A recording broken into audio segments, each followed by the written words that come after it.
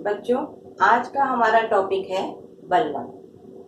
बलवन भी गुलाम वंश से संबंधित है और यदि हम ये कहें कि गुलाम वंश का अंतिम शक्तिशाली सुल्तान था तो इसमें कोई अतिशयोक्ति नहीं होगी। बलवन ने 1266 ईस्वी से लेकर 1287 ईस्वी तक सल्तनत पर राज्य किया और राज्य को सुदृढ़ बनाने में, दिल्ली सल्तनत को सुदृढ़ करने में उसने एक अहम भूमिका निभाई। बलवन का जन्म मध्य एशिया के एक संभ्रांत परिवार, तुर्की परिवार में हुआ था। प्रारंभ में ही उसे मंगोलों ने बंदी बना लिया था और बाद में 1232 ईस्वी में इल्तुतमिश, तत्पश्चात रजिया के शासनकाल में वो महत्वपूर्ण पदों पर रहा। तत्पश्चात उसने नसरुद्दीन महमूद के शासनकाल में प्रधान परामर्शदाता या नाइब ए ममालिकात का पद ग्रहण किया, जो कि अत्यंत महत्वपूर्ण था और एक तरह से देखा जाए तो राज्य की सारी शक्तियां उसमें सन्निहित। 1266 ईस्वी में जब बलवन सुल्तान बना, उससे पूर्व उसने ये देख लिया था कि सल्तनत में कौन कौन सी समस्याएं हैं। सल्तनत के जो अमीर हैं, या कहना चाहिए जो चालीसा का दल है, वो बहुत अधिक शक्तिशाली होता जा रहा है। इसलिए उसके सामने सबसे महत्वपूर्ण कार्य जो था वो सुल्तान पद की प्रतिष्ठा को बचाना या उसमें वृद्धि करना और सुल्तान के लिए एक राजत्व के सिद्धांत का पालन करना। उसका ये मानना था कि राजा या सुल्तान पृथ्वी पर ईश्वर के एक प्रतिनिधि के रूप में शासन करता है और राज्य की सारी शक्तियां उसी में निहित है। बलवन प्रारंभ से ही उच्च वर्ग के लोगों के संपर्क में रहता था और निम्न जाति के लोग उसे बिल्कुल पसंद नहीं आते थे और ना ही वो उन्हें अपने राज्य में महत्वपूर्ण पद प्रदान किया करता था। गद्दी पर बैठने के पश्चात उसने सुल्तान पद की प्रतिष्ठा में वृद्धि करने के लिए राज्य दरबार में अनुशासन संबंधी कई नियम बनाए। लोगों को उस कड़े अनुशासनात्मक नियमों का पालन करना पड़ता था। वो अपने को ईरानी योद्धा का वंशज बताता था, इसीलिए उच्च कुल के लोगों से संबंध रखता था और उसका ये मानना था कि राजा का जनता में इस प्रकार का एक रौब होना चाहिए या इस प्रकार का प्रभाव होना चाहिए कि लोग राज दरबार में आने से पहले घबराए। उसने दरबार में आने से पहले लोगों को सिजदा और पायबोस की द्वारा सुल्तान का अभिवादन आदि करने की प्रथाओं को भी जारी रखा। इस प्रकार बलवन का ये मानना था कि यदि राजा शक्तिशाली होगा तो उसका राज्य निश्चय ही शक्तिशाली बनेगा और इसीलिए उसने अपने राज्य में शराब और अन्य मद्यपान आदि पर प्रतिबंध लगा।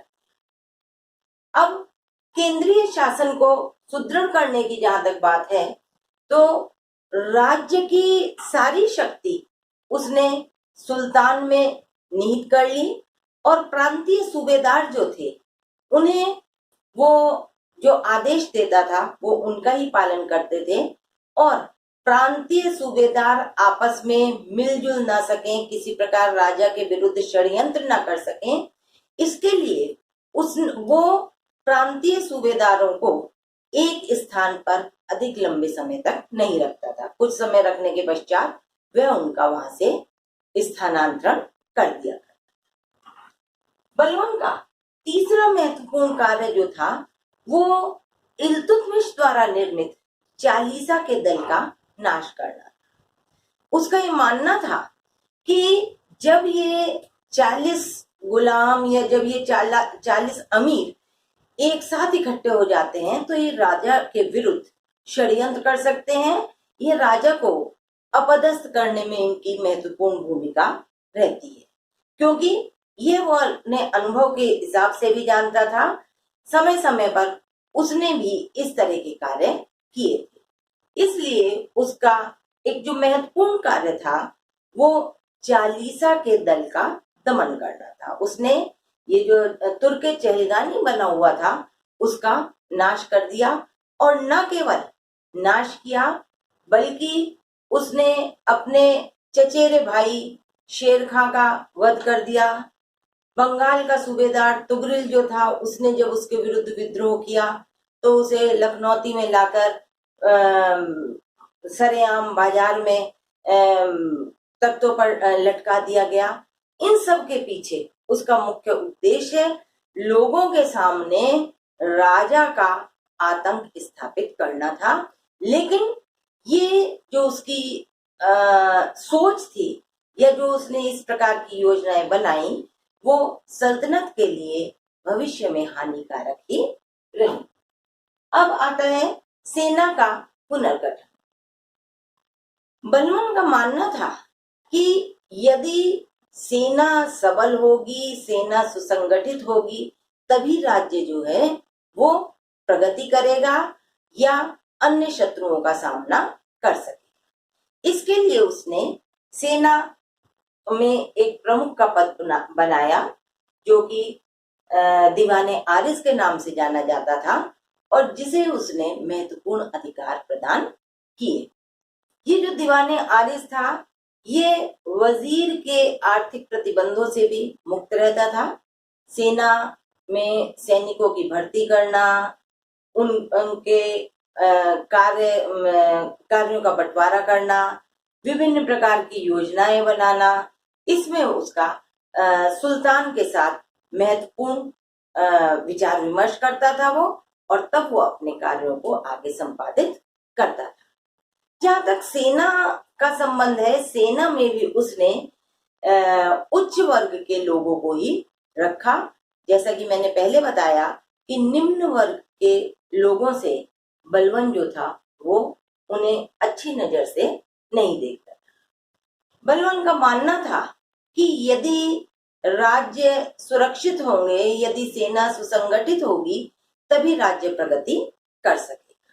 साथ ही साथ उसने सैनिकों को सैनिक अनुदान के बदले नकद वेतन देने की प्रथा को भी प्रारंभ किया।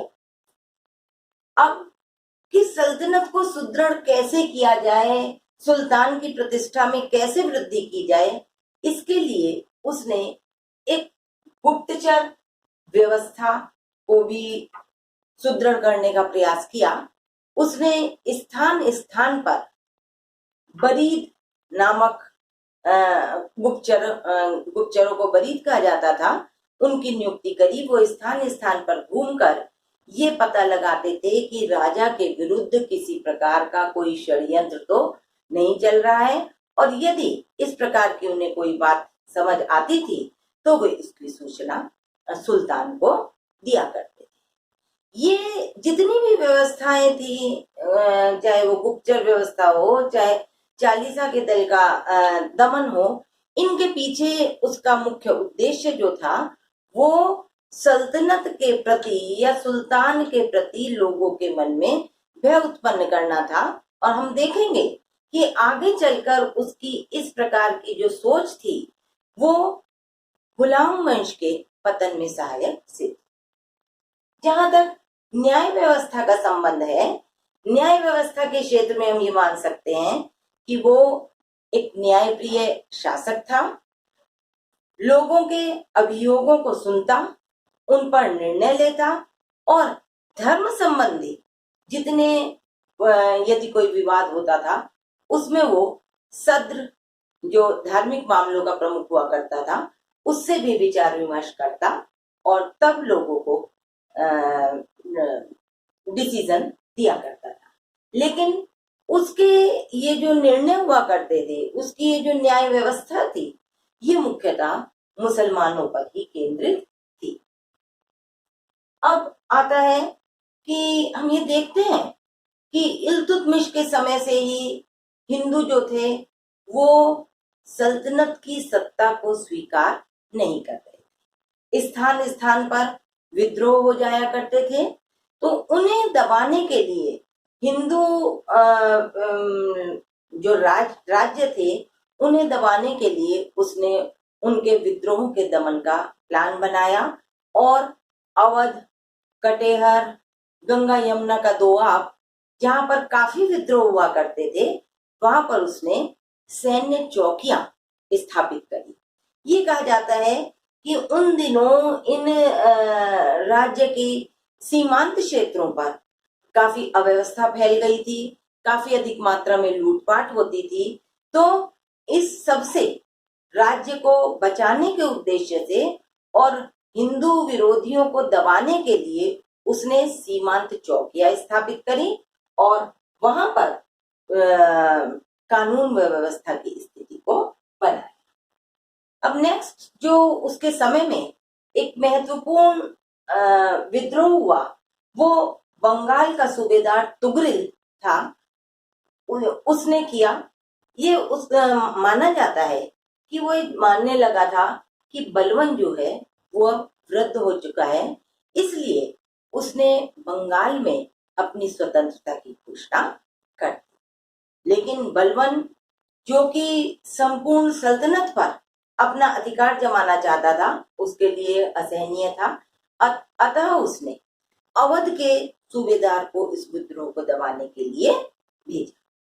लेकिन वो जब इस विद्रोह को दबाने में सफल नहीं हुआ, तो बलवन स्वयं वहां पहुंचा और बलवन के वहां पहुंचने पर तुगरिल जो है वो बंगाल के अन्य क्षेत्रों की तरफ चला गया, जहां पर बाद में उसे पकड़ लिया गया और उसका वध कर दिया गया।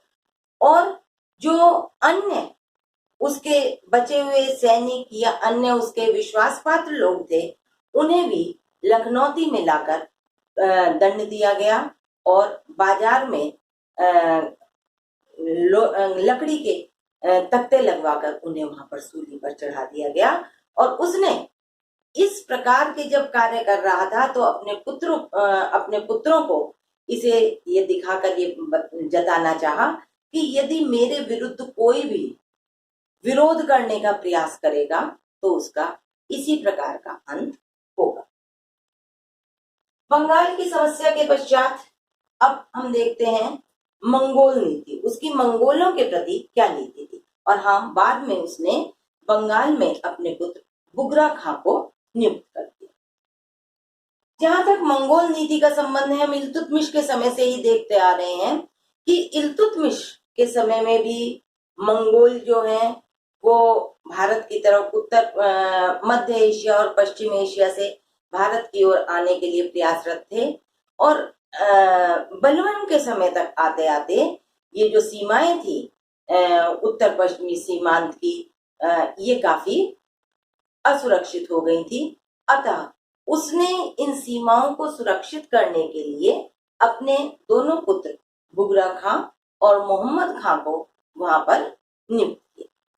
काफी समय तक ये दोनों ही राज्य की सीमांत क्षेत्रों की रक्षा करने में सफल हुए, लेकिन मंगोल निरंतर समय समय पर आक्रमण करके उन्हें परेशान करते रहे। एक बार मंगोल आक्रमण जब हुआ 1285 ईस्वी में, तब बलवन के पुत्र मोहम्मद खान ने उनका विरोध किया, लेकिन अंततः मोहम्मद खान जो है वो इस आक्रमण में मारा गया। लेकिन जैसा कि मैंने पहले बताया कि बलवन जो था वो अनुशासन को या बाहरी दिखावे को ज्यादा महत्व प्रदान करता है। तो ये कहा जाता है कि अपने पुत्र की मृत्यु हो जाने के पश्चात भी बलवन ने राज दरबार में एक भी आंसू नहीं बहाया, जबकि ये कहा जाता है कि जब वो एकांत के क्षणों में होता था तो वो अपने पुत्र की मृत्यु पर काफी दुखी होता था। तो इस प्रकार हम देखते हैं कि बलवन का जो 1266 से लेकर 1287 तक का शासनकाल था, उसमें उसने दिल्ली सल्तनत को सुदृढ़ करने में एक महत्वपूर्ण भूमिका निभाई और ये उसकी कहना चाहिए तर्क शक्ति, उसकी कूटनीति, उसकी बुद्धिमत्ता का परिणाम था कि गुलाम वंश जो कि एक तरह से अपने शैशवावस्था में ही था, उसे एक सुदृढ़ आधार प्रदान करने में बलवन की महत्वपूर्ण भूमिका रही। तो ये हमारा था आज का टॉपिक। मुझे उम्मीद है कि आप लोग को ये पूरी तरह समझ आ गया हो। यदि कोई क्वेरी हो तो आप मेरे से बाद में इस पर डिस्कस कर सकते हैं।